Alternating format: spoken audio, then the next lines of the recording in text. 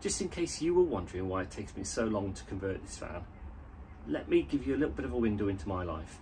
Busy week, very long hours, very late, very tired. Work's due, a bit jaded, but I did manage to get home. Storm Erin has hit the UK. I'm trying to find the bloody swivel bases for the front seat. So I can see the single seat on top of a load of stuff that we've brought from the lockup. This garage is being used as a secondary lockup. Anyway, what I'm going to try and do today is take the double seat out, put the single seat in. Let's see how we get on. I think I found them. Yeah, 2 swivel bases from, I think I got them from Van Style actually, but this invoice comes from Jennings Seating, so I guess you can get it from there as well. In Crewe. Oh god, heading up the road, could have gone together. £252.49 for 2 swivel bases. There we go. And there's your little lever to swivel the base around. Let's see if we can get them fitted. Okay, just pulled up the double seat. A bit dirty down there, but I don't know if you can see here, we've got a bolt here. Got another one down there by that blue cap, whatever that may be, Orangina, who knows. Another one there, and another 2 over here, I'm guessing. Here we go, one down there, it's black, you can't see it's dark. Another one down there. So let's whip those out, see if the seat comes out. There we go. I've got to say that came out in about 4 or 5 minutes. So there was more bolts, you can see the holes there actually. 2 over this side, one there, one there. Interestingly, there's 2 there, but yeah, comes out easy enough. And more good news, there's a quid in there. I got this van cheaper than I thought. Ooh, look at the sun coming through there. Anyway, a couple of points when we're maybe buying these seats. Anybody who has looked at buying a single seat will know they're bloody expensive, but they become even more expensive when you realise you need to make sure that you've got a base. Some sell the seats separately. I was fortunate, mine came with a base, but this is what a base looks like. There you go, one base, as you can see, very similar to the base on the other side. Now, I just need to point something out so that you don't panic if when you go to fit one of these. You can see that, here we go, can you see in that corner how we've come over the bolt there, same in that corner there. We've got the hole there because we've got larger bolts, there we go, to go in there. But, oh my God, there's nothing there. Panic not, stand by. Where is my marker? I ceased filming, it was in my pocket all along. How can you lose something that size? Anyway, mark there. There we go, so that we can see exactly where it is. You cut a hole to expose that little plug in there, but remember, lift this up because you've got a lot of wires under here. You don't want a surprise. Plug removed, bolt fitted.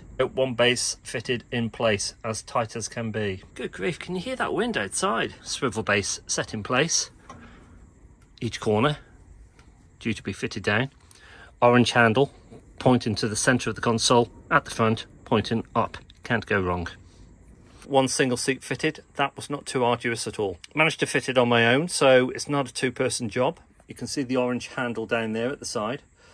Let's see if I can do it one-handed actually. So you literally pull this handle forward. Oh, we can. Beautiful. There we go. Let me zoom out a bit. And you'll be pleased to know as well, when you're sitting on it, the seat doesn't rock backward and forward or side to side. It is quite stable too. What do you think of that then? It's really good. Yeah, it's really comfy. What do you think the benefits of a single seat are compared to a double bench seat? Well, it's much more comfortable. The bench seat's really upright and you can't alter it at all, whereas this one's got the arms on it and you can tilt the back bit back, so it's much more comfortable for the passenger when you're travelling. What's the benefits of tilting the seat back, Ruth? You have a little kip when the driver's going across front. The benefits are obvious to having a single seat. All the special camper builds you'll see will have the single swivel seat. We can get through to Rafferty a lot easier if we need to. You can get in the back and have a cup of tea if you're stuck in traffic on the M6, which we did do once in our old camper van. I don't think you're allowed to do that technically. You might be breaking the law there, Ruth. Yeah, we didn't really. So yeah, it is just so much easier having the walk through. You know, imagine if you parked up somewhere quite late at night in the dark and you didn't really want to get out of the van and walk around. You can just walk straight through and you're still safe in your van. And look how easy that is. I am quite lazy when it comes to sorting out things like this. I leave Mal to do everything, but that is easy, and it gives the illusion of so much more space when you're sitting in the van as well. You know, it opens up all this cab area to when you're sitting inside your van. Lovely. 10 out of 10 then? 10 out of 10, yeah, definitely. Cool. Okay, one front seat fitted, but the eagle eye amongst you may have noticed that my grey beard has got even longer. Yes, 1 week has passed since I fitted this seat. So, what are you going to be doing this weekend in the van, I may hear you ask? Let's have a look. That's a bit of a surprise, isn't it? Right, I can put it off no longer. The shower cubicle, at least, is going to have to be fitted in place, if only to allow me to do other bits in the van. You may be wondering what other bits I'm referring to. Well, let me explain. Now, when we ordered this shower, we ordered a micro shower. Whilst shower and other bits were on order, we decided to build the rest of the van, and that included putting the surrounds around the window. Now, it matters not if you saw the episode where I built the surrounds for the windows, because here they are. But you can see that they go beyond the structure of this shower cubicle. They're not supposed to. The reason they go beyond is because Evo Design built the wrong size shower cubicle. Now, in their defence, they rung us up and they said, oh dear, we've made a mistake. Do you still want it? You can have it for the same price as a micro cubicle. We really couldn't be doing with waiting. We said, yes, send that one, which means I now have to alter this van. So what do I have to do? Now, some people may say that I could actually keep this and just cut it shorter. I don't really want to do that, if I'm honest, because I'd like the aperture to look correct. You'll know what I mean when I finish. I also need to move over the control panel and the switches, so that is going to have to be further over here. There's a couple of issues with the shower cubicle too. Let me just explain those. Right, the rear wall of this shower cubicle is made up by these slats, which we fit in place, and then we have a, for want of a better word, waterproof panel that we put over the top of those slats. As you can see, a number of slats need to be fitted, and they are fitted by, this isn't fitted in place, as you can see, using these lovely little fixins that fix into these lovely looking screws. What's the problem? Well, there is no problem with those lovely little plastic bits. As you can see, I've got them in all my little bits here. In fact, Evo Design have sent a load more as well, just in case I run out, I guess. Sadly, what they didn't send was the screws. As you can see, I have none for there. I have 2 for there.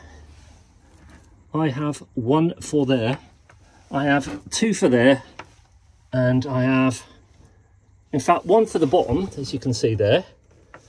Albeit they haven't screwed the other hole, because if we go over to the corresponding one on the opposite side, here we go, got 2 there, 2 there, none there, 1 there, 1 there, none there. I haven't got the energy to ring up and say I haven't got screws now. I reiterate, I am getting a little bit tired now, to be honest, but Evo Design make great units. It's just that sadly my order has not been complete, shall we say, in a number of ways. I appreciate that they've responded swiftly and they've got stuff to me swiftly, but I really shouldn't keep on having to contact them to get stuff sent. I don't know what to say. I've questioned myself. Would I use them again? I most probably would, because it's really good stuff. Okay, moaning over. By the end of this build, you'll see how special these units look, and you may understand why I'd go back to Evo Design. But until then, by hook or by crook, I'm going to get this looking like a shower cubicle, and that should be finished or somewhere near by the time you visit next time. On that note, if you haven't clicked the subscribe button yet, please do that now, and maybe consider clicking the bell too. That way you'll get notifications of when we do work on the van, and hopefully we'll see you again. But until then, thanks for watching, and I better crack on with this shower. Catch you in a bit.